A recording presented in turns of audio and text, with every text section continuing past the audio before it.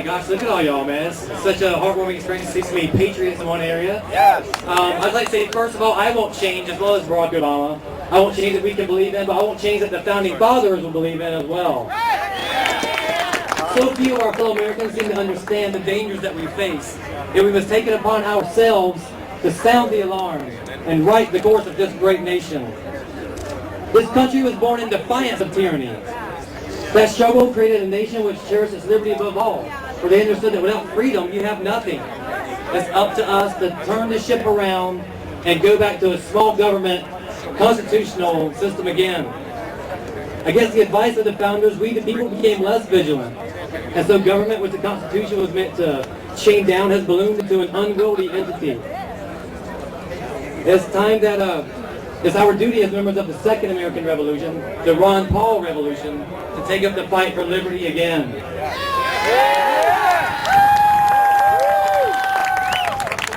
What I want is the America that my grandfather spoke of as I sat on his knee, that George Washington fought in empire to help create, that countless Americans have given their lives to defend, and that the Constitution defines. We all know what that America is. It's ingrained into our very souls. It harkens to us from the dawn of this great nation in the words of the founders. It's a nation where we don't have to work half the year just to pay the government. It's a nation where government is small and liberty is cherished. These ideas are eternal. They are natural. They are America. Something's going on here. There's a great awakening of the American spirit happening all over this country.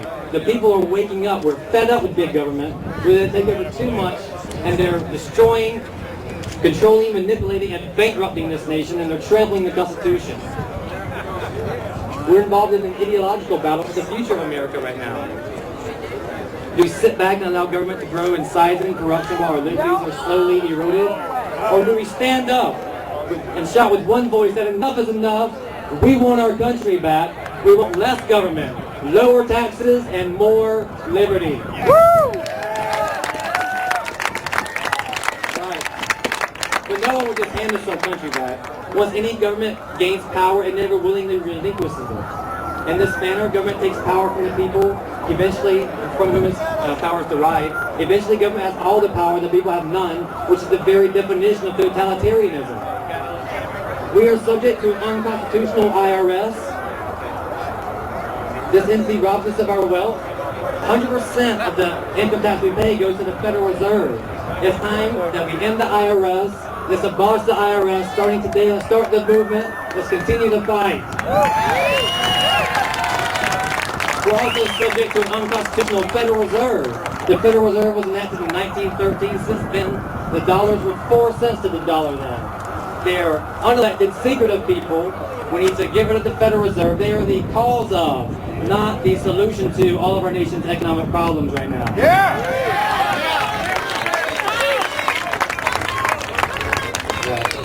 The founders warned us that if we ever allow private bankers to gain control of the issuance of our currency, that they would control, manipulate, and bankrupt this nation, and that's what they've done. It's time to end the Federal Reserve.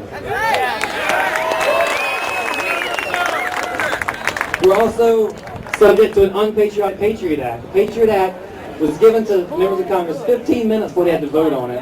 It gives federal agents the right to write their own search warrants. If you were ever given one of these search warrants, you can never tell your spouse, your priester, your pastor, a lawyer. You can't even tell a federal judge in court unless you will go to jail. This is not the way an open society should be run. It's time to end the Patriot Act also.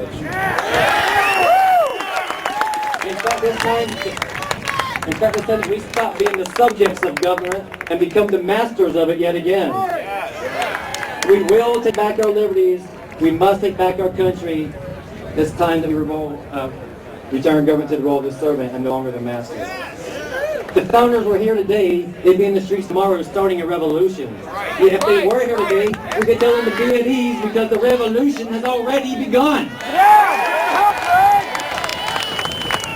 It's important to remember that the Constitution was not written on a whim.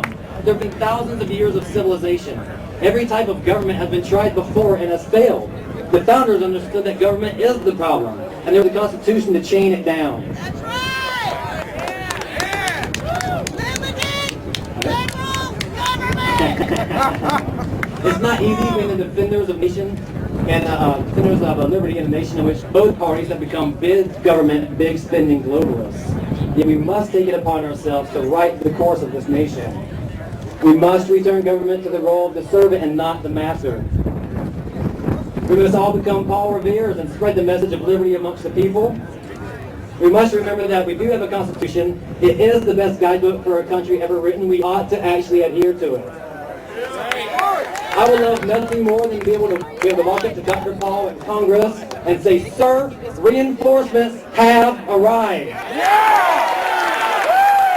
We've been the lone defender of the people for too long. It's time to get Ron Paul the assistance he needs to take back this country, to save this great nation.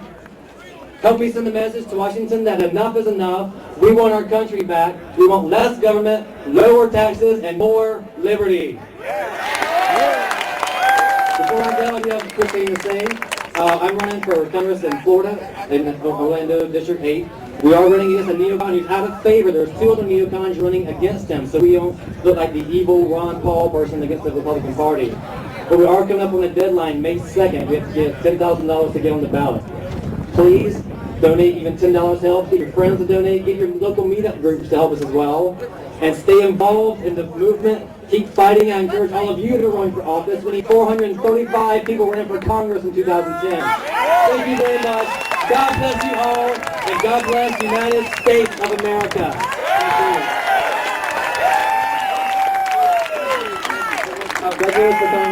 Your website! Oh, okay. That's Greg Lewis. You asked for the website. GregLewisForCongress.com. All right. Fight the good fight.